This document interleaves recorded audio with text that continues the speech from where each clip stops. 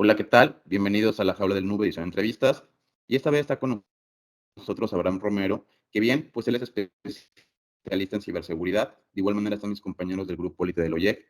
Y antes que nada, pues, ¿cómo estás, Abraham? Hola, buenas. Pues muy bien, la verdad, encantado de estar aquí con vosotros este ratito. Bien, pues antes que nada te queremos preguntar, pues, ¿cómo iniciaste en esto de la informática? ¿Por qué te llamó la atención esto del hacking? Y, pues, ¿desde hace cuánto te estás metiendo en este tema? Bueno, pues nada, mi camino en la informática, la verdad que ya tiene tiempo. Yo tengo 33 años ahora mismo y comencé en la informática con 6, gracias a mis padres. Eh, bueno, a mi padre un día se le ocurrió la idea de comentarme que qué me parecería, siendo yo un chaval, apuntarme a unas clases de informática, ¿no? La típica clase con un pequeño grupo que te enseñaban ofimática, eh, Excel, incluso Paint en el primer día. O sea, el primer día que toqué un ordenador fue increíble. Ese mismo año recuerdo que en unas navidades me trajeron los Reyes, ¿no? El primer ordenador y desde entonces creo que no ha habido un solo día en el que no haya tenido un ratón en la mano. Cool, por ahí. Buenísimo, buenísimo, Robert. Bueno, ha sido una intro muy cortita, yo creo, ¿no? Pero de todas maneras, no con hacer énfasis en el tema, pero a ver, ya estábamos conversando ahorita preview sobre el cloud computing, nubes híbridas, nubes como tales. Eh, no quisiera que nos explique, sino cómo fue que empezó todo este tema, porque todo Mm. tiene una evolución, todo es escalable, ¿no? Todo de alguna manera uno va explorando, va curioseando, formándose, pero llega un momento en el que como que encontrar tu norte, en un sentido amplio de la palabra, ¿no? Y comentarnos un poco en qué momento fue y qué significa para vos y cómo te sentí en este entorno de lo que es Cloud Engineer. Vale, bueno, al final, como decía antes, ¿no? Después de empezar tan pequeñito con el tema de la informática, o sea, yo siempre tuve claro que quería dedicarme a la informática, al tema de ordenadores y demás, ¿no? Entonces, bueno, yo completé todos mis estudios básicos, eso, bachiller, y bueno, en un primer momento se me planteó la posibilidad de hacer la carrera, ¿no? La carrera de ingeniería informática, pero bueno, tomé una decisión en aquel momento que fue la de hacer una formación profesional. No me arrepiento para nada porque eso me abrió la mente muchísimo. Yo empecé fundamentalmente en el tema de desarrollo, o sea, comencé mi carrera como desarrollador. A partir de ahí, bueno, salí de la formación profesional, empecé a hacer mis primeros trabajos como desarrollador, incluso, bueno, empecé con temas de aplicaciones móviles. O sea, he ido un poco saltando por diferentes mundos, ¿no? Finalmente me decanto a la par que voy trabajando, ¿no? Dando saltos pues, en pequeñas empresas de mi ciudad natal. Me decido por hacer la carrera y hago ingeniería informática. Ahí haciendo ingeniería informática es donde me empiezo a dar cuenta de que otra rama de la informática, ¿no? Que más me empieza a gustar es el tema de la seguridad, el tema del hacking, el hacking ético. Empiezo a tener asignaturas en la carrera que me empiezan a abrir un poco la mente, ¿no? Pues lo típico de redes, programación, incluso arquitectura de computadores, que te empieza a dar también un poco una visión diferente, ¿no? Del mundo de la informática. Y es cuando curso en la propia carrera la asignatura, ¿no? de ciberseguridad, donde empiezo a querer más. Entonces, bueno, yo por mi cuenta, pues viendo vídeos de YouTube, empiezo un poco a tener contacto, pues contenido de blog, vídeos, pues yo creo que, por nombrar alguno, ¿no? Pues eh, Chema Alonso, por ejemplo, el blog que tiene, todo el contenido que va subiendo y demás. Y entonces me surge la curiosidad de empezar a meterme un poco más en ese mundo. Entonces, bueno, se puede decir que empiezo un poco hilando el desarrollo con la ciberseguridad, empiezo a hacer alguna pequeña certificación y, y bueno, lo tengo un poco, la parte de la ciberseguridad la dejo un poco más como en el plano como hobby, ¿no? Se podría decir, porque al final termino de trabajar en mi mundo y me paso a mi hobby que sigue siendo un ordenador, sigue siendo trastear, como yo digo, y seguir aprendiendo, ¿no? Al final eso también es una de las cosas que siempre intento, ¿no? Seguir continuamente aprendiendo. A partir de ahí, ¿qué ocurre? Bueno, yo vivía en una ciudad pequeñita donde el trabajo al final pues no era lo que uno va esperando y deseando, y acabo de dar el salto a Madrid, ¿no? Me vengo a Madrid, que es donde resido actualmente, y acabo, bueno, pues cosas del destino, acabo en una consultora, bueno, no sé si puedo decir nombre, acabo en NTT Data, ¿vale? Y durante bastante tiempo estoy como analista, ¿vale? Como analista programador, eh, y focalizado sobre todo en el desarrollo de software. A partir de ahí, claro, yo sigo queriendo eh, meterme más en el mundo de la ciberseguridad.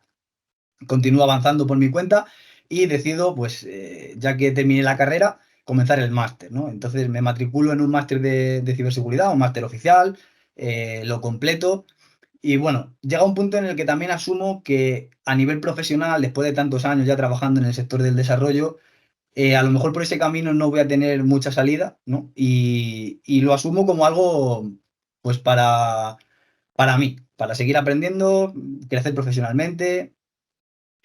Pero bueno, durante la pandemia, y esto siempre cuando hablamos del tema me gusta comentarlo, la pandemia trajo cosas muy malas, pero por ejemplo en mi caso me trajo una cosa muy buena y es que tuve la posibilidad de cambiarme de empresa. Estábamos todos confinados, no me pude despedir ni siquiera de mis antiguos compañeros ni nada, pero bueno, di el salto a la empresa en la que estoy actualmente, en Constellation, donde me dieron la posibilidad de conocer el mundo de la nube.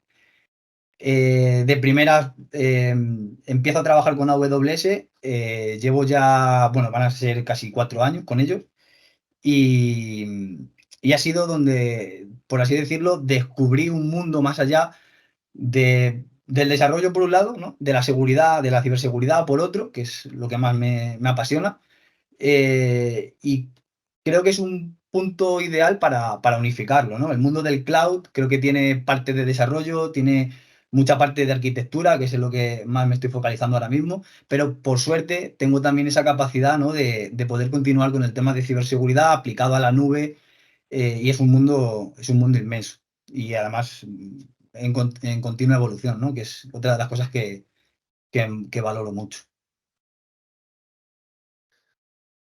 Muy buenas, Abraham. Como te decía antes, estoy encantado de que estés aquí. No te tenía en el radar, a partir de ahora te tendré localizado. Como te decía antes, soy un grandísimo apasionado de, de todos los libros que has sacado. Tengo la colección completa de la editorial y, por supuesto, conseguiré el tuyo.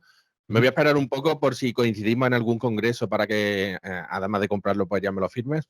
Perfecto. Y a mí lo que me gustaría es que, bueno, lo primero, tu trayectoria me ha parecido súper interesante porque se parece mucho a la mía. Bueno, yo, quitándolo del padre, porque yo no, pero en el resto, la verdad es que incluso hemos coincidido porque yo también estuve en ETT Data. Ajá. O sea que hemos tenido una trayectoria muy parecida y también en el tema del hobby, ¿no? Que hay veces que lo que nos gusta a las personas de la ciberseguridad es precisamente, entre comillas, sufrir. De hecho, Sí. mis compañeros saben que el sábado estuve todo el sábado liado con un problema y ellos me querían ayudar y les decía, voy a intentarlo yo solo, Eso porque es. quería realmente conseguir salir del agujero y averiguar qué estaba ocurriendo realmente. Pero bueno, volviendo al tema del libro, a mí me gustaría que me hablases un poquito de tu libro, que me lo vendas, ¿no? Que me expliques qué te motivó a escribirlo y si es para principiantes o para ya iniciados. Vale, bueno, a ver, te contesto primero a la última pregunta.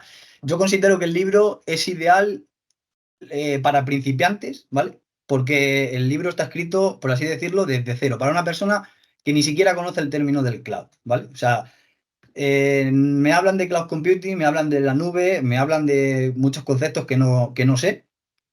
Creo que el libro es una buena puerta de entrada, ¿vale? Porque empieza desde la explicación de lo que es el cloud, se hace una pequeña revisión de las principales alternativas que hay, ¿vale? O sea, está focalizado en AWS, ahora profundizaré en esa parte, pero bueno, el mundo del cloud es inmenso, hay muchísimas alternativas, está Azure, está Google, Y hay un pequeño resumen, ¿no? de cada una de ellas y bueno, también invito al lector a que por su cuenta también evalúe si realmente AWS es lo que le interesa o por el contrario Azure o Google, que tienen muchísimas capacidades también, podrían ser de su interés. A partir de ahí, sin tener ningún tipo de conocimiento, la persona que coja el libro va a poder pasito a pasito ir aprendiendo lo que son los principales conceptos de AWS.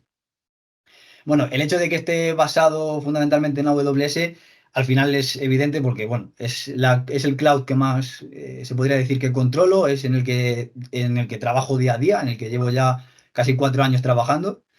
Eh, y bueno, creo que al final ahí es donde yo podía aportar mi pequeño granito de arena.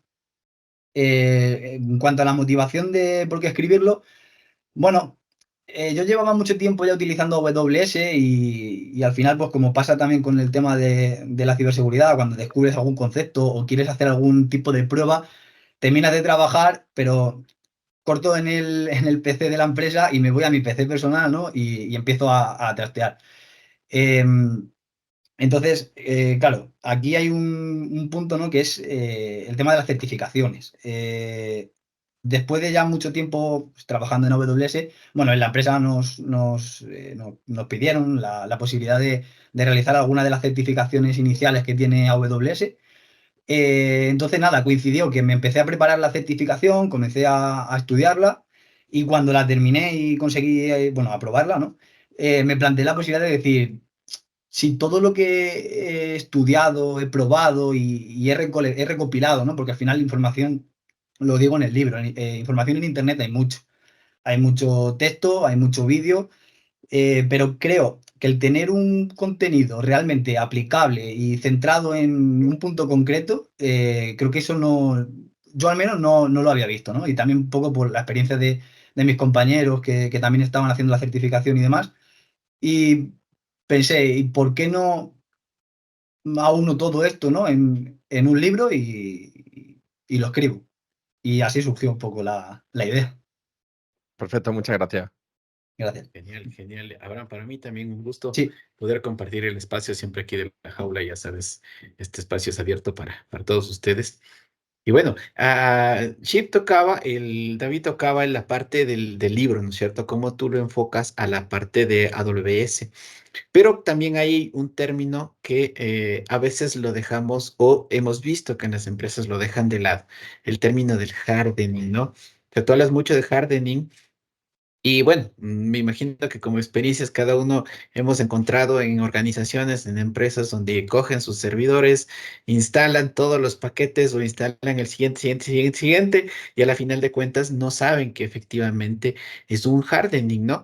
Así que bueno, explícanos primeramente por qué meterte a la parte del mundo del hardening, algún tipo de experiencias que tengas al respecto, no sé, alguna anécdota con alguna empresa, y después por qué lanzarlo a nivel del cloud computing. Explícanos esa parte. bueno, al final el tema del hardening creo que es, o sea, es una parte muy importante, es lo que comentaba antes, ¿no? AWS o el cloud en general, no hace falta profundizar en una tecnología concreta. A la gente que trabajamos con este tipo de tecnología, que además nos gusta, ¿no? Pues unificar desarrollo y seguridad, creo que nos da muchísimas posibilidades. Ya no es como cuando se trabajaba únicamente en on-premise, ¿no? Había equipos de sistemas, había equipos de desarrolladores y cada uno por su cuenta, equipos de seguridad y demás. Ahora, una de las cosas positivas que veo con el tema de la nube es justamente eso, ¿no? Yo puedo ser en un momento determinado desarrollador, pero al momento soy arquitecto y al momento hago funciones de analista de seguridad, ¿no? Entonces, bueno, creo que también el punto, ¿no? del hardening es algo que también, como bien has dicho, se suele dejar mucho de lado. Y el peso que tiene en el libro la parte de seguridad, de hecho creo que es el capítulo más extenso, si no recuerdo mal, eh, también hace un poco de eso, ¿no? De mi propia inquietud por el mundo de la ciberseguridad, porque al final mucho contenido de lo que yo he visto y de lo que he aprendido veo que esa parte siempre se suele quedar un poco como más aislada y realmente cuando te estás pegando, ¿no? con una infraestructura o un cliente te pide el análisis de una infraestructura concreta, esa parte de seguridad para mí es muy importante. Y el que no haya, sobre todo, ¿no?, agujeros o puertas abiertas.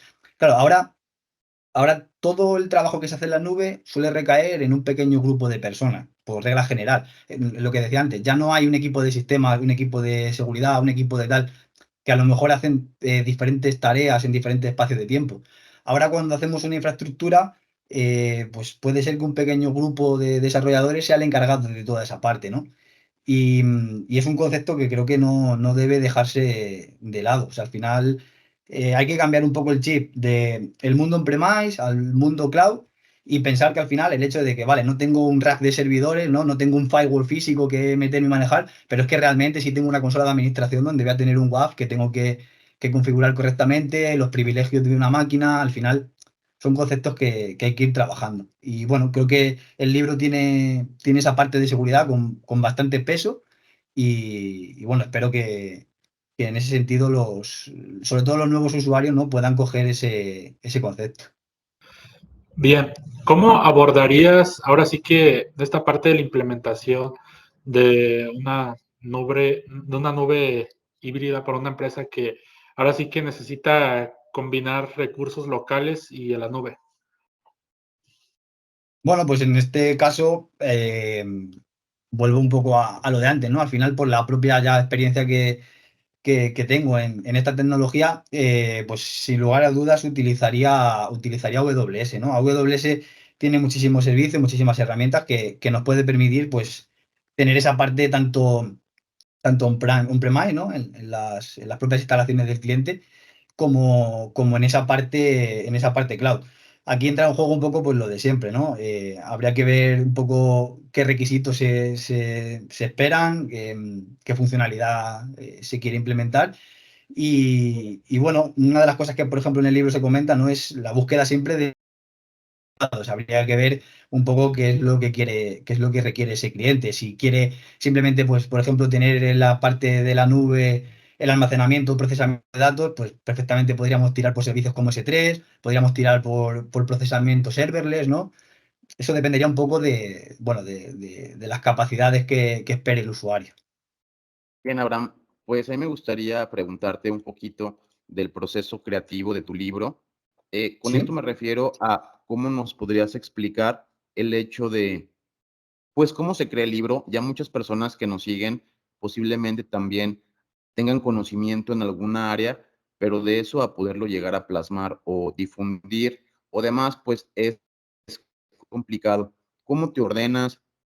Se trabaja mucho, tienes que dejar, ahora sí que irte al cerro o al monte a escribir tu libro durante 2 o 3 meses sin hacer nada, o lo haces en tus tiempos libres, se puede desarrollar en fines de semana, dedicándole cuántas horas al día, un poquito para poder entender el esfuerzo y pues cómo Sí. vas organizando los textos y pues también descartando cosas que a lo mejor ibas a incluir y dices esto ya no va, ir como tuneando un poquito, ahora sí que desde tu prólogo hasta pues todo el índice, ¿no? Bueno, al final, bueno, lo primero, o sea, fue el germen de la idea que comentaba antes, ¿no? A partir de tener esa certificación y querer, pues, plasmar todo eso que fui estudiando y creando yo por mi cuenta. Eh, a ver, la experiencia de crear el libro es como todo en la vida, ¿no? En una balanza. O sea, tiene una parte muy gratificante que es cuando realmente te llega el libro, lo ves y dices, esto lo he creado yo. Pero luego tiene la otra parte, ¿no? Yo diría, bajo mi opinión personal, de sacrificio, ¿vale? Porque al final, cuando se está trabajando, cuando, bueno, tienes familia, necesitas también tener tiempo libre y a la vez quieres escribir un libro, bueno, pues tienes que hacer un pequeño sacrificio, ¿no? Entonces, bueno, en un primer momento, o sea, como yo planteé la escritura del libro, una vez que ya tenía claro la idea y el concepto, eh, yo empecé un poco creando lo que era la estructura, podría decir como un índice. A ver, en mi caso, bueno, se me ocurrió la posibilidad de hacer una cosa, y es, como el libro se iba a focalizar en intentar servir como un modo, o de un medio, ¿no?, mejor dicho, para las personas que quisiesen hacer también esa certificación que yo acababa de cursar, además de aprender todo lo que son los conceptos de la nube, los servicios de AWS y demás. decidí estructurar el libro basándome en el contenido de la certificación. Entonces, en ese sentido, sí que puedo decir que, bueno, fue fácil, ¿no? El estructurar el libro como tal. A partir de ahí, lo que empecé a hacer fue ir capítulo a capítulo. O sea, desde el principio, desde cómo se crea la cuenta en AWS y cómo se va viendo los primeros conceptos de la nube, pues hasta la parte un poco, bueno, de la parte de seguridad o la parte incluso de facturación, que es la última.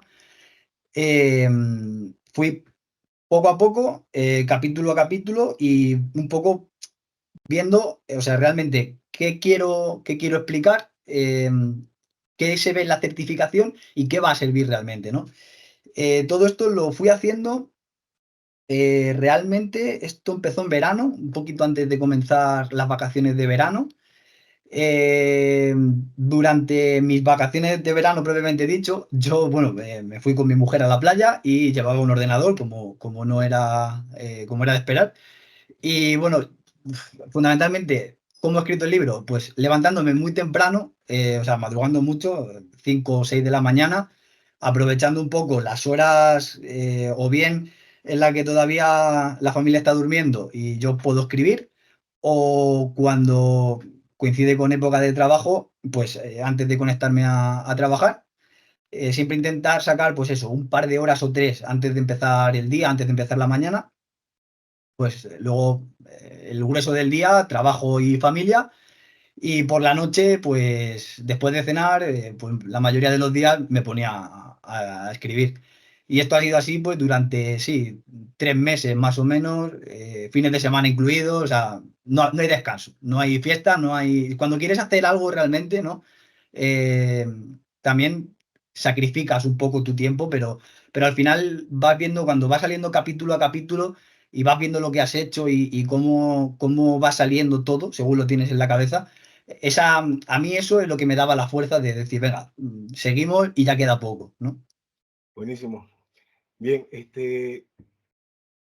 querido Abraham, te quiero sacar un poco de contexto. Vamos a hacer un poco disruptivo, Sí. como te dije hace rato. También me gusta hablar de otras cosas que, que de pronto pueden ir a fines del tema. A ver, me gustaría escuchar tu pensamiento. Vamos a ir un poquito deep. Pido tolerancia aquí a mi team. A ver, en el anterior episodio, bro, estábamos confabulando entre muchas cosas. Direccionamos una dialéctica sobre una argumentación interesante. Muchachos. Era sobre un locango, Walter Benjamin, que, mira, que decía que toda obra de arte, escucha esto, tiene un aura. Estábamos con ese tema. Y en ese sentido amplio de la palabra, aura se refiere, digamos, como que, vos tenés, digamos, una atmósfera o energía especial que rodea a una persona, etc. ¿Ya? Donde crea una sensación de misterio, un encanto, una importancia. ¿Por qué te hablo esto? Por el tema de lo que hay ahora con el tema de inteligencia artificial, obviamente, ¿no? Y considera que existe tecnología y arte, van de la mano, pueden conversar ambos, ¿no? Entonces, quisiera plantearte la siguiente premisa. Mira, en un futuro, el ser humano, o sea, el ser humano no sea realista, sino que sea como una brocha o el canvas, la pintura, ¿no? De hecho, o algo como, ¿qué te puedo decir? Donde se puede predecir, donde hablemos un poco de singularidad en términos futuristas, ¿ya? ¿Ok? Porque en términos de física es otra cosa, o sea, ¿no? Que tiene que ver más con agujeros negros y todas esas huevadas. Pero en términos de futurismo, a ver, futurismo, netamente, ¿ya? Que se trata sobre, a ver, en este punto de la historia, vos sabés que en donde hay un cambio tan radical, ¿ya? Que se vuelve casi imposible explicarle a generaciones previas la vida de ahora. O sea, ponete a pensar, mira, el Internet es un perfecto ejemplo de una singularidad. Vos viajás en el tiempo, a ver, y te atreves a conversar con alguien que desde, no sé, de 1905, y vos intentás explicarle que tenés una pantallita que le puede scrollear y que te puede meter pensamientos y hablar huevadas y picarle y que te puede enviar a China, puede conversar con quien te dé la gana. O sea, hay tantos gaps de información que esa persona no va a tener sentido lo que le estás diciendo. O sea, te va a ir, ¿por qué no te vas a la mierda? ¿Qué me estás hablando? ¿Te das cuenta? Entonces, esa comunicación se rompe, ¿no es cierto? Ahora, en ciencia eso lo llamamos miracles o milagros. Recuerda que en su momento cuando hablaban cuando hablaban sobre hablar de la luna, digamos, hay científicos que decíamos que estamos a tantos milagros de distancia, es decir, que son problemas súper grandes que la colección se considera un milagro, por ejemplo, en términos generales, ¿no es cierto? Antes de ir a la luna lo consideramos como se consideraba como un milagro. Y ahorita, ejemplo, la exploración humana, bro, a otro planeta, está a varios milagros de distancia, ¿sí o no? Entonces, así se puede medir la viabilidad de ciertos proyectos espaciales con base a milagros, ¿se entiende? Entonces, podemos más o menos traducirlo así como en base a milagros, ya es para tener como un periodo ahí. Y en este concepto hay muchísimos milagros, ¿no? Claro que para poder explicar esto, o sea, en el hecho de decir que la capacidad de cómputo que tiene una calculadora ahorita es más grande que la capacidad de cómputo que tenían computadoras que abarcaban cuarto completo, que tenían los militares en los United States, ¿no? Entonces, a ver, replanteando esto, básicamente, para mí, digamos, honestamente, ahorita, yo organizando un poco mi idea, mira, no hay tanta diferencia que se puede volver realmente una singularidad. O sea, no hay tanta diferencia. Entonces, es una predicción, por ahí donde me voy, de la singularidad. Ya lo que te quiero decir. Y retomando un poco este concepto de lo cuadrante y cómo el arte se vuelve como la piedra angular, muchas veces el progreso humano es cuando los artistas empiezan a desarrollar piezas de arte con base en la tecnología. Yo el otro día estaba haciendo imágenes locas, pensando en pensamiento, mezclando filosofía con historia, no sé, ¿no? Y de pronto le metía y tratar de traducirlo con la tecnología, hacerme un mix, ¿no? Ese tipo de canvas. Y de pronto me salían imágenes buenísimas. Y yo decía, ¿tendrá ahora o no esto? O sea, ¿te das cuenta la singularidad que puede existir en ese proceso? Ahora, en el contexto de la singularidad tecnológica, ¿cómo podrían las futuras integraciones de tecnología con el genoma humano, escuchad, transformar la naturaleza de la creación artística? O sea, ¿cuáles son las posibles implicaciones, no sé, éticas, sociales, culturales, de transformación, qué sé yo? Yo sé que mi físico cae más allá, me van a disculpar, pero me quedé con esa duda por inteligencia artificial, con lo que se viene, inteligencia generativa, ya estamos ahora inteligencia general, y tanta mierda que sale en internet que en redes sociales que venden humo y dicen de todo. Me gustaría escuchar tu punto de vista y tu percepción y observación con todo lo que te acabo de decir. Resumiéndolo, existe el aura en las ideas, porque yo sé que trabajas en una empresa de marketing, o marketing digital y demás, o tener la capacidad de poder tener la formación adecuada para poder más o menos previsualizar y poder darnos un pantallazo de qué se podría venir. Es como que atrevámonos un poquito a irnos por otras ideas. Dale, mi hermano. Vale, bueno, lo primero me parece interesante lo que comentas.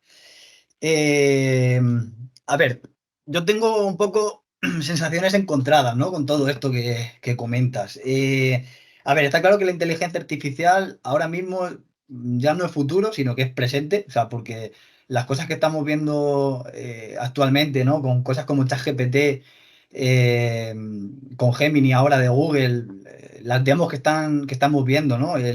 La generación de vídeo, por ejemplo, ahora que salió recientemente de OpenAI, a mí me parece brutal. O sea, el poder crear con un simple prompt vídeos que podrían ser de una producción cinematográfica perfectamente. O sea, creo que es ahí donde tenemos que empezar a pensar en lo que se viene, ¿no? A partir de ahí, claro, yo voy más allá en todo esto de la IA y al final pienso que si empezamos a unificar tecnología, ¿no? Hablabas de diferentes puntos disruptivos. Yo creo que la IA es uno de ellos, por supuesto, pero aunándolo un poco con el concepto de mi libro, con el cloud, o sea, imaginemos, si vamos juntando la capacidad que nos va a dar el cloud de aquí a unos años, cómo va a evolucionar la IA. Y yo saco otra carta sobre la mesa que es qué pasará cuando llegue la computación cuántica de una forma más, ¿no? más estable y más factible, ¿no? Porque, bueno, todavía hay mucha investigación, hay mucho desarrollo, pero tiene que llegar. O sea, también hace 2, 3 años, si hablábamos de IA, yo creo que nadie se podía imaginar lo que estamos viendo a día de hoy. Entonces, cuando empecemos a juntar todas estas tecnologías, ahí es donde yo veo el verdadero potencial de lo que puede ocurrir, ¿no? El cambio real. Si mezclamos computación cuántica, mezclamos inteligencia artificial, ahí qué puede salir, ¿no? Eso es un poco mi reflexión cuando trato de estos temas, ¿no? ¿Qué va a pasar en ese punto? Eh, Se avecinan cosas buenas. Yo creo que lo que se avecinan van a ser cosas buenas. O sea, al final, en un plano ético, ¿no? Me comentabas un plano tecnológico, social, ético. En el plano ético, al final, ahora, bueno, estamos viendo, por ejemplo, cómo Europa va a intentar un poco limitar o establecer una serie de límites, ¿no? Al tema de la inteligencia artificial. A ver, yo desde un punto de vista personal creo que todo lo que sea limitar el avance no es bueno, ¿vale? Pero sí que es cierto que, por otro lado, dejarlo abierto viendo lo que estamos viendo actualmente, puede llegar a ser también peligroso, ¿vale? Ya ha salido por ahí alguna noticia, pues, de inteligencias artificiales que han tenido que desconectar porque se han puesto a hablar entre ellas, ¿no? Hace poco salía un caso de Google. Eh, Ese tipo de cosas, bueno, sí que es cierto que que dan un poco de miedo.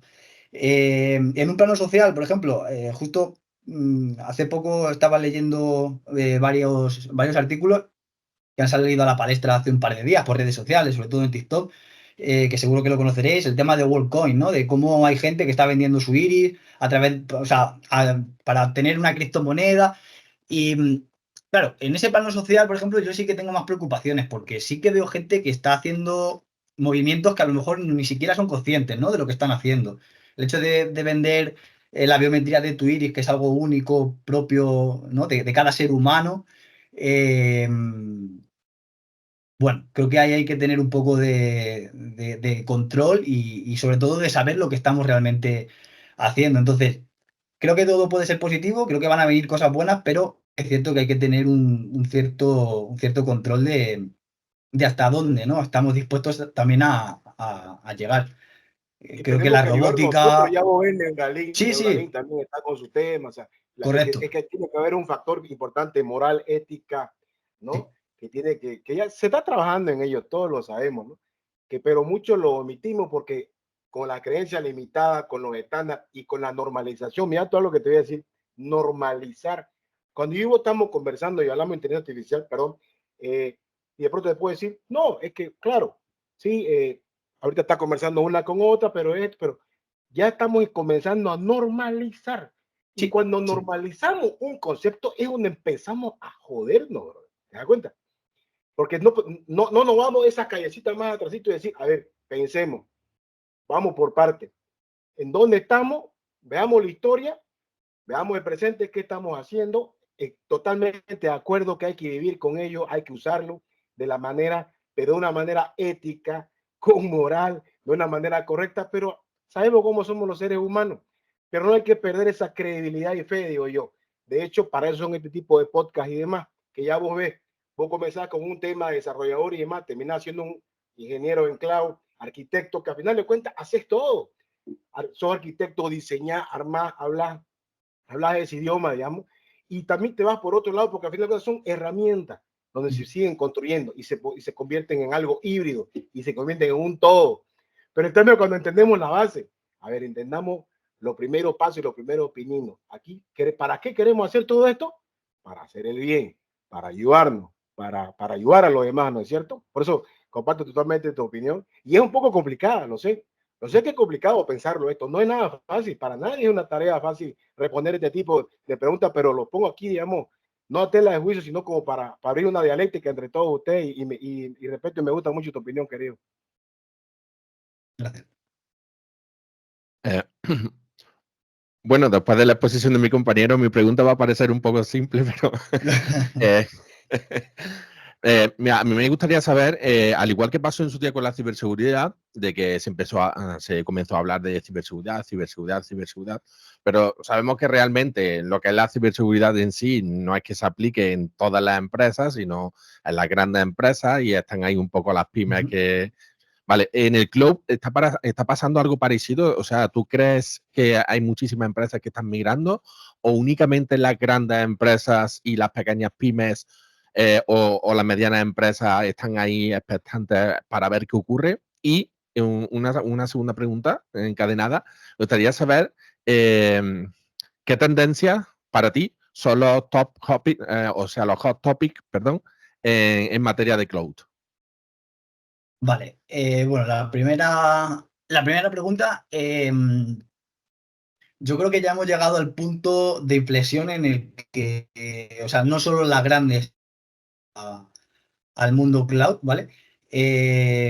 O sea, al final el mundo cloud se ha democratizado tanto y al haber tantas opciones y en tantos rangos de precios, cuando ya hablamos de facturación diferente, que, o sea, para cualquier empresa ya es asumible, sea pequeña, sea mediana o sea grande.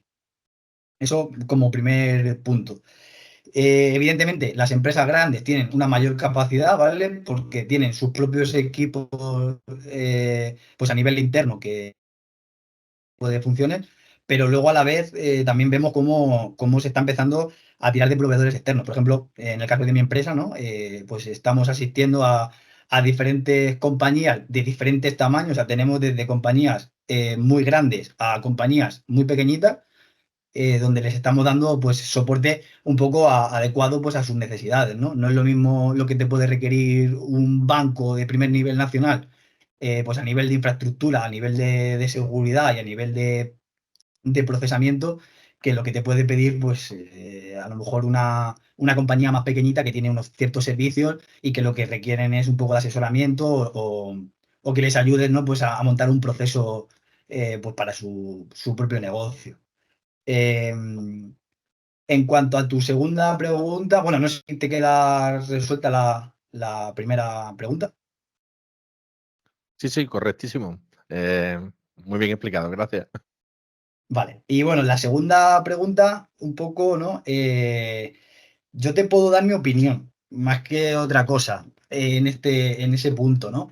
A ver, yo creo que AWS, y no es porque haya escrito el libro sobre AWS, creo que ahora mismo es la que más potencial tiene, creo que es la más extendida. Esto, a ver, esto no lo digo yo, esto se puede ver en auditorías internacionales de uso, como por ejemplo Gartner, ¿vale? Eso está en el libro, está documentado y es así. Pero sí que es cierto que yo en mi día a día trabajo con empresas que tienen un mix, ¿no? Desde empresas que tienen varias soluciones, porque además hay un concepto también pues, muy interesante que cada vez se está empezando a poner más sobre la palestra, que es la multinube, porque al final, o sea, ¿por qué quedarme con un solo modelo cuando tengo disponibles 7, 8 o 10 soluciones tecnológicas donde cada una me puede dar un punto diferente, ¿no? Y aprovecharme de todas ellas. Eh, si bien es cierto que AWS puede ser que tenga la cuota de mercado mayor ahora mismo, el futuro, pues, por ejemplo, para Azure parece también prometedor. Cada vez hay más empresas que están utilizando su tecnología. Creo que ahora han hecho un movimiento bastante positivo para ellos, ¿no? Y es, por ejemplo, la integración que tienen con OpenAI.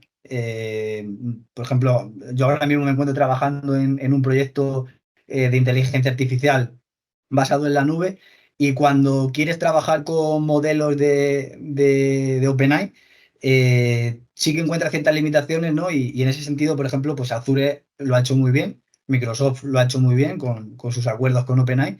Y no te voy a decir que te obligan, pero prácticamente esa relación es casi obligada, ¿no? El trabajar con Azure. Entonces, bueno, yo en primer lugar sí pondría AWS, Azure quizá lo pondría como segunda posición. Y bueno, creo que Google todavía tiene que hacer algunos deberes, pero lo está haciendo bien también. Perfecto, muchas gracias. Pues sí, Abraham, un poco relacionado a lo que decía David, ¿no? Hay que tomar en cuenta esto de las implementaciones a nivel cloud, desde la empresa muy pequeñita hasta ya las grandes empresas.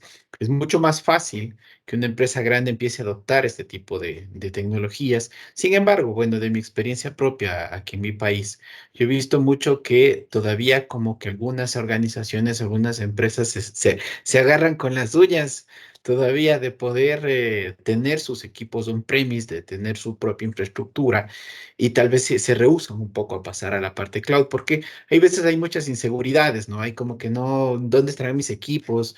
Como por ahí escuché en una jaula que tuvimos hace un tiempo, decía, el cloud no es más que la computadora de otra persona en su casa, ¿no? O sea, tienen esas inseguridades Sí. y quería preguntarte una cosa, como para poner un contexto más claro a las organizaciones que no quisieran o no tienen cómo pasarse por esas inseguridades que hay.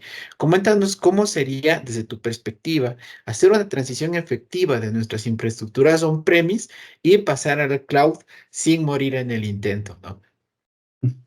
Vale, bueno, o sea, lo primero que en un caso así yo a nivel personal, ¿no? Comentaría con este tipo de empresas es, eh, al final esto todo fruto un poco del desconocimiento, ¿no? Es lo que tú has dicho justo. O sea, al final tú a una persona le presentas, mira, no vas a tener este servidor físico, no vas a tener tus datos aquí y los vas a estar viendo, sino que ahora, bueno, esto va a estar en una granja de servidores, en una región de Europa o Estados Unidos, donde tú decidas. Y, y eso, claro, puede ser una primera barrera, ¿vale? Entonces, yo primero partiría de intentar demostrarles, ¿no? O al menos explicarles, a lo mejor con unos conceptos un poco más sencillos, cuáles serían las principales ventajas de pasar de on-premise a la nube, ¿no?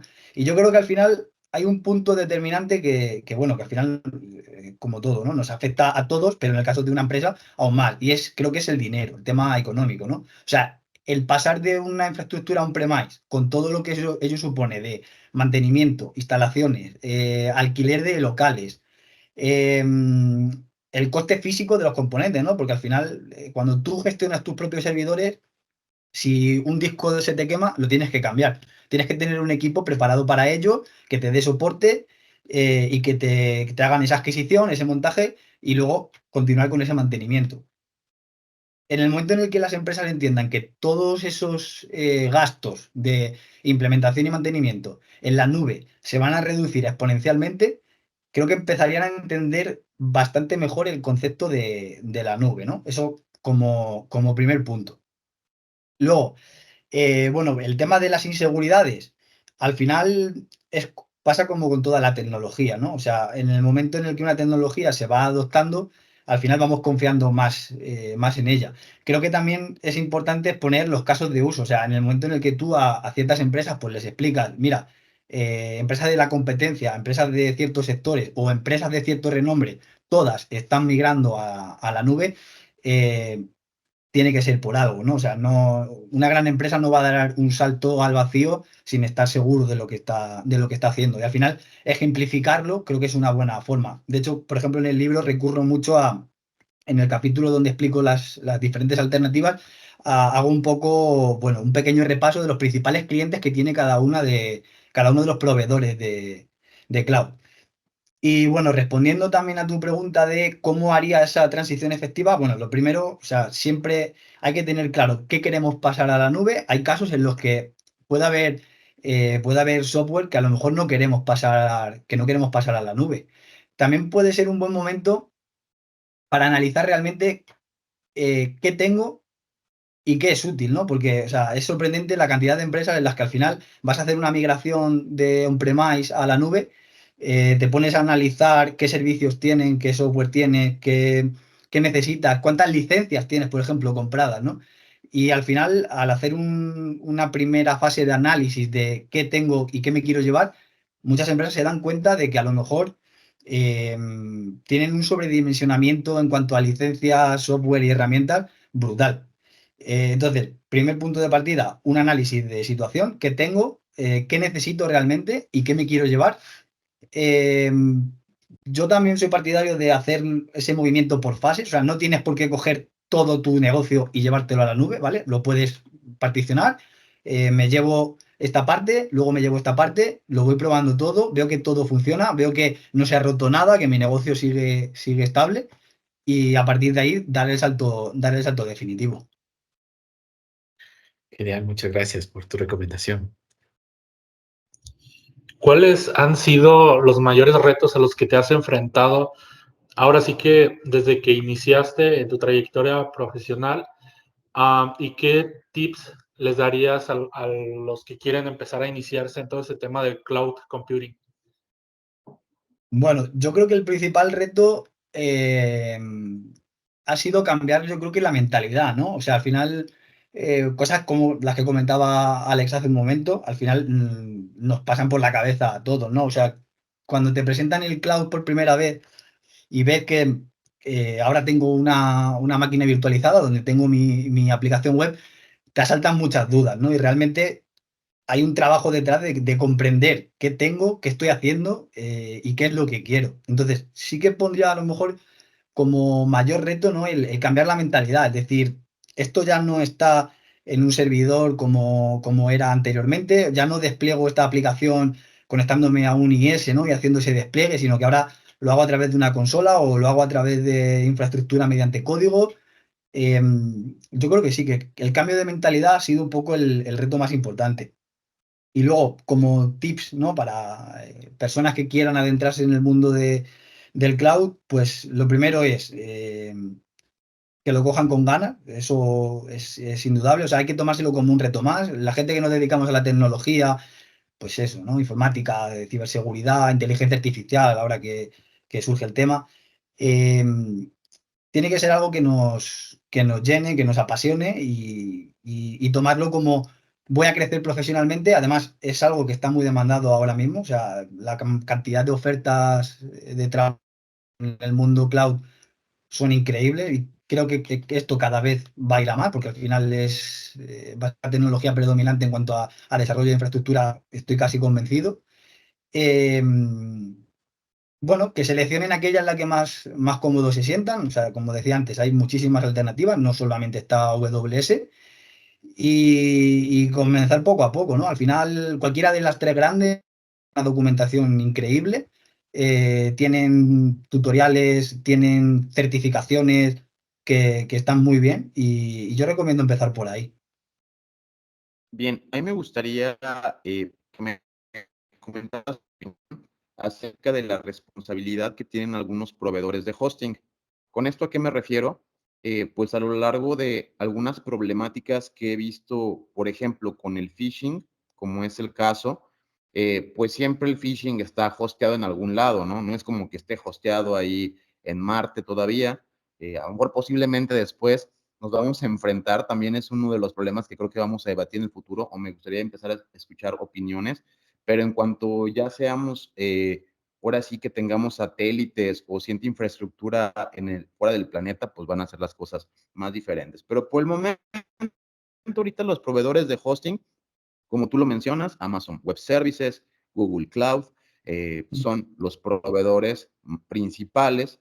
En este caso también Azure. Ahora sí que hay como, vamos a llamarle unas 4 o 5 nubes principales que prácticamente estarían hosteando el mayor contenido a nivel global, ¿no? Y yo no sé exactamente de porcentajes, pero vamos a ser un poco vanos intentando pegarle algo. Yo diría que entre, pues, estos monopolios de tener quizá el 80% del contenido de las páginas hosteables, porque empresas a veces de subhosting como, digamos, GoDaddy o demás, que también son muy famosas, se suben a estas nubes, que es lo que poca gente sabe como parte de infraestructura. Entonces, finalmente, pues todo está alojado en muy poquitos lados, ¿no? Aquí lo delicado es, yo a veces he reportado, en Amazon en este caso, también he reportado a Cloudflare o he reportado, por ejemplo, a Newbox o a proveedores más locales y estos son los que me hacen caso cuando los proveedores son pequeñitos. Cuando he reportado, por ejemplo, a Amazon, tardan muchísimo. Supongo que porque tienen también Amazon Logistics, tienen también la tienda de Amazon, entonces Amazon Web Services no es como tal su único negocio y a lo mejor ofrecer soporte para bajar estos contenidos a veces pueda ser algo pues muy tardado. Desde tu punto de vista, ¿qué está pasando mal aquí? O porque, por ejemplo, está de repente negativo. A mí cuando me dicen, ¿cómo puedo hacer para tirar un sitio o hacer un takeover? Les digo, bueno, pues hay un un correo de abuse, generalmente en todos los proveedores, tú ahí mandas y te tienen que hacer caso. O sea, yo no puedo brindar recomendaciones inexistentes. Yo les digo el proceso, ¿ves? A las personas, o yo mismo les doy acompañamiento y me dicen a veces como, ya ves, pues ni a ti te contestan que tú eres el hacker o tú eres el bueno, pues ¿qué puedo esperar yo? O sea, son muy lentos los departamentos en dar estas resoluciones. A veces te crean como que un ticket y pues nunca va a pasar de ahí, ¿no? Entonces, ¿qué responsabilidad tienen las empresas en cuanto si están almacenando malware, si están almacenando phishing, si están almacenando sitios scam o algo, de quitarlos porque es parte de su infraestructura? ¿Tú qué opinas al respecto?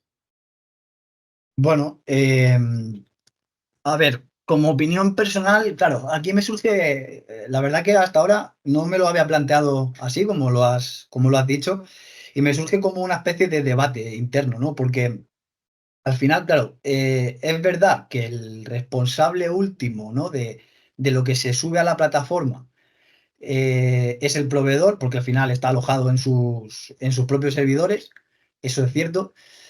Pero claro, por otro lado, lo pienso desde un punto de vista en el que, por poner un ejemplo, AWS no tiene por qué ni saber ni controlar lo que yo tengo alojado, ¿no? en mis propios servicios dentro de su plataforma. Entonces, es un take difícil de posicionarse, ¿no? Lo que sí que me resulta curioso es lo que comentas de que se demoren tanto a la hora de responder a un ticket donde les estás diciendo, oye, aquí tenéis un problema.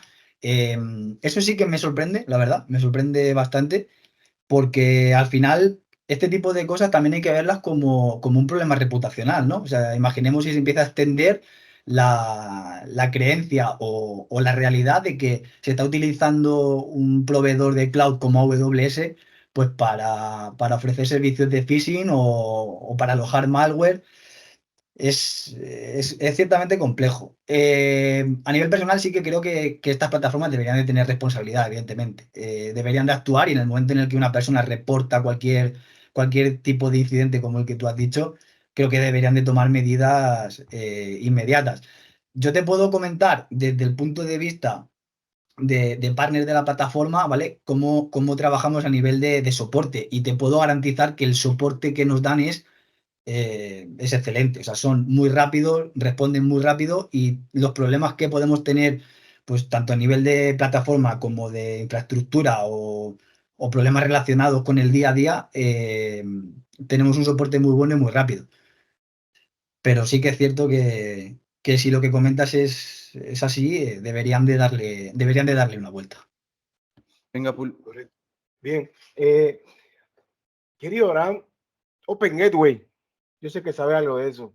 O sea, esa iniciativa en el sector telco que lideran, creo que es GSMA, de transformar la red de telecomunicaciones en plataformas, ¿no? Developer Ready, abriendo todo lo que es esto que se viene en Edge Computing, ¿no? Unir las telco con los centros de datos para poder, de alguna manera, interactuar de manera más fácil en tiempo real con una One Simple Line of Command, que es una simple línea de comando para amplificar y de alguna manera poder los despliegues pues, que sean más, ¿qué te puedo decir? Agilizar todo este tema, ¿no? Porque no es lo mismo cuando yo doy un servicio de cloud, como lo dijo mi querido Axel, y My Bunker es una computadora más. Yo digo, y a veces uno depende de los ISP, ¿no? De tu telco, de tu proveedor de internet, y eso que por más que tengas 3, 4, 5 y tengas un tier 3, llamémoslo, cuando ya existe redundancia, tenés, digamos, la capacidad para dar infrastructure as a service, ¿no? O platform as a service, básicamente todo lo que te dé la gana as a service, ¿no?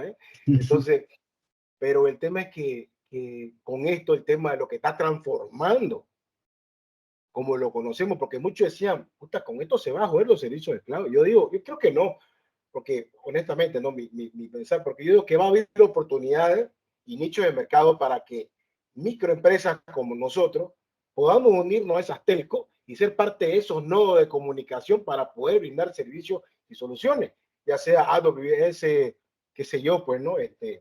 Y cualquier otro servicio de cloud computing, ¿no?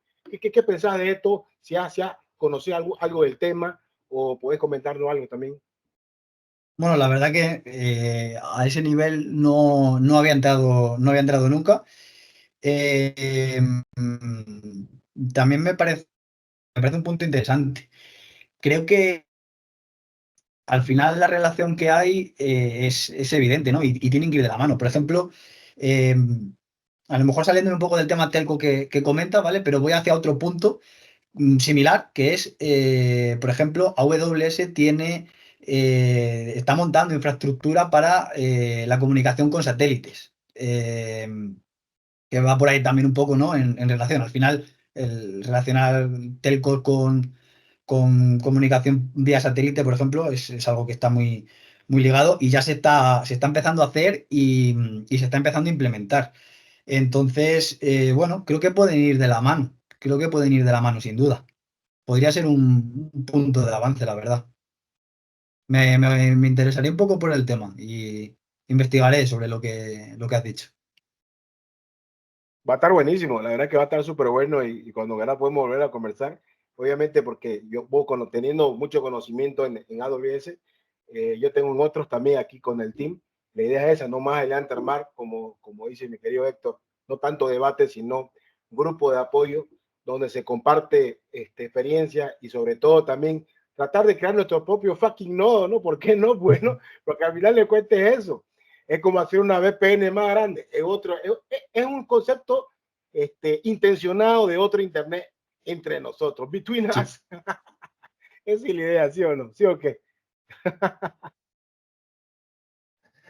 Bien, yo sobre todo me dedico a la formación y como te comentaba antes de comenzar, y de hecho actualmente estoy impartiendo un bootcamp sobre ciberseguridad y cloud. Y por supuesto no podía dejar, aunque Alex ha hecho una pregunta parecida, pero a mí me gustaría indagar un poquito más. O sea, me gustaría saber si crees que existe realmente escasez de talento en este área, si ese talento que se necesita es más bien junior o ocurre como en ciberseguridad, que normalmente dicen que hay mucha escasez, pero lo que necesitan son gente más senior. Y si hay algún tipo de perfil en especial que tú crees que se demande más, o sea, del que haya más escasez. Bueno, a ver, escasez en el mundo cloud ahora mismo no te podría decir que haya, porque realmente eh, creo que hay bastantes profesionales en el ámbito, ¿no? Si nos basamos un poco pues, en el mundo de las ofertas de trabajo, ¿no? Que se pueden ver, en el día a día, yo lo que sí que vengo notando en el último año, vamos a acotar, es que la demanda es brutal. O sea, hay muchísima oferta, o sea, muchísima demanda, perdón, para perfiles cloud. Y en cuanto a los perfiles más demandados, o sea, yo creo que lo que más se demanda son arquitectos quizás senior, ¿no? Que al final es gente que te puede montar una infraestructura o te puede diseñar una infraestructura desde cero.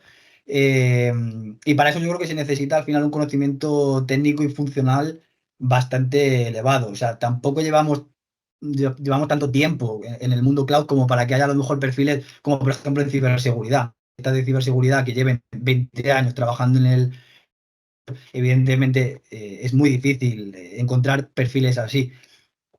Creo que, por otra parte, la formación que hay en cloud ahora mismo es amplísima, es muy grande y la oferta es increíble, ¿no? Además es que tenemos la suerte de que tenemos a las grandes tecnológicas detrás y la formación que están dando, o sea, creo que sinceramente, es brutal. Yo creo que a futuro o a presente, ¿no? A corto plazo, la unión entre perfiles más juniors, ¿no? Perfiles que acaban de empezar, que van a desarrollar pues, pequeñas tareas en el mundo de la nube, van de la mano perfectamente con el crecimiento de esos perfiles a lo mejor un poco más expertos, ¿no? Y yo creo el mundo cloud, bueno, se puede tener un símil como en el mundo del desarrollo, ¿no? Empiezas pues picando el código de otro, empiezas desarrollando lo que te van dejando, vas pasando un poco más a puestos de analista y en el mundo cloud al final un poco el objetivo, al menos desde mi punto de vista, pues es llegar a ser un arquitecto con las capacidades posibles, ¿no? Para visualizar rápidamente qué se necesita, qué se quiere, qué componentes son fundamentales y cómo implementarlo. Perfecto, muchas gracias. Sí, bueno, como decía Shiv, ¿no? Hay muchas áreas por seguir trabajando y muchas áreas que tienen que seguir creciendo y la formación yo creo que es algo fundamental a todos los niveles, ¿no? Y bueno, y no solo la formación también, sino la experiencia, como tú decías, ¿no? Hay personal que tiene mucha experiencia, entonces en base a esas experiencias es cuando también va creciendo la parte tecnológica en cualquier ámbito, ¿no? Abraham, estaba revisando un poco tu perfil en tu cuenta y por ahí habla de tu proyecto de tesis doctoral, que más se pega a Sí, la parte del blockchain. sí. Entonces dice el blockchain dirigido al mundo empresarial. Se sale un poco del ámbito del cloud, de lo que hemos estado conversando grandemente, pero sí me queda esa duda de cómo estás trabajando esto. Bueno, lógicamente es tu tesis doctoral, así que habrán detalles que no hay cómo decirlos todavía, pero estás enfocando esta parte de blockchain que también es un ámbito muy amplio en la actualidad y cómo lo enfocas al mundo empresarial. Explícanos más o menos cómo estás trabajando en este tema. Vale, bueno, al final la tesis, como bien has dicho, tiene esa parte de blockchain. Eh, Como todavía estoy perfilando muchas cosas sobre la propia tesis, ¿vale? Llevo un año de doctorando, por así decirlo, pero focalizado en lo que es la propia tesis, porque al final, bueno, hay mucho trabajo detrás y muchas actividades que hay que complementar primero para poder empezar a desarrollar esa tesis. Bueno, no lo tengo totalmente actualizado en el perfil, pero a ver, la idea va a ser, como no podía ser de otra forma, mezclar blockchain con cloud, ¿vale? Lo del mundo empresarial, ahora mismo ahí está un poco genérico. Ahora mismo lo que estoy haciendo es trabajando en una idea, ¿vale?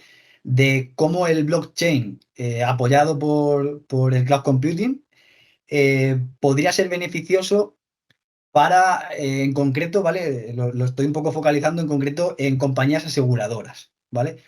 Todo el tema de la tramitación de pólizas, el tema de cómo funciona actualmente y hacia qué modelo podemos llegar con la unión de esas dos tecnologías. Incluso tengo en el radar la posibilidad de ampliarlo con inteligencia artificial, pues para el tema de gestión de fraudes, por ejemplo. Incluso en una segunda fase, por eso te decía que es muy amplio el tema empresarial, ¿vale? Porque lo que intento es, intento abarcar varias vías, siempre dentro del mundo seguro, pero intento abarcar desde la contratación de la póliza, la reducción de la inteligencia artificial y luego hay una parte que si sale bien intentaré abordarla, que está relacionada un poco con la parte de marketing y transformación digital de estas compañías aseguradoras, pues utilizando como base el blockchain y apoyada por el cloud. De momento no puedo dar más detalles. Más detalles. No, perfecto, muchísimas gracias. Y nos parece un ámbito súper interesante en lo que se está trabajando. Yo creo que algo bien importante en todo este tema del cloud computing es ahora sí que qué pasaría si llegara a haber algún desastre y cómo se podría ahora sí que dar continuidad del negocio en un entorno de la nube. ¿Cómo sería eso? Vale, esa pregunta es interesante y al final esa responsabilidad como tal, ¿vale? La va a tener la plataforma en la que vamos a implementar nuestra nube. Te puedo poner un ejemplo un poco práctico para visualizarlo, ¿vale? Imaginamos que tenemos infraestructura montada, ¿vale? En una cuenta de AWS. Tenemos una aplicación web de comercio electrónico que es mundialmente utilizada. Entonces, claro, ¿qué pasa? Si hay un desastre, bueno, lo primero que podemos pensar es, Si la granja de servidores de AWS se inunda o se quema, mi página desaparece y voy a perder mi negocio durante X días. Vale, aquí, bueno, hay un concepto que es conocido por todos, ¿no? La alta disponibilidad. Y en este caso, las plataformas de cloud computing nos la van a ofrecer de una forma, podríamos decir, inherente, ¿vale? O sea, cuando nosotros alojamos una infraestructura en una plataforma de cloud computing, como puede ser AWS, tenemos la posibilidad de que eso esté redundado en varias regiones, ¿vale? Son regiones que están separadas geográficamente, que tienen una serie de condiciones muy específicas y que deben de cumplir. Además, cumplen con requisitos de seguridad tanto a nivel físico como a nivel de datos, con estándares, se puede decir que mundiales.